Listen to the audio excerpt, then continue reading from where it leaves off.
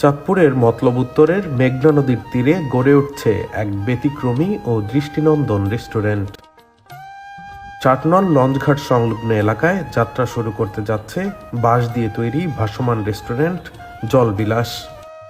আগামী 1 জানুয়ারি আনুষ্ঠানিকভাবে যাত্রা শুরু করার কথা রয়েছে এই নান্দনিক রেস্টুরেন্টটির।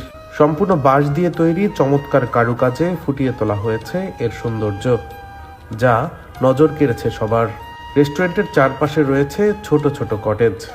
এখানে বসে খাবার গ্রহণের পাশাপাশি উপভোগ করা যাবে মেঘনা নদীর প্রাকৃতিক সৌন্দর্য।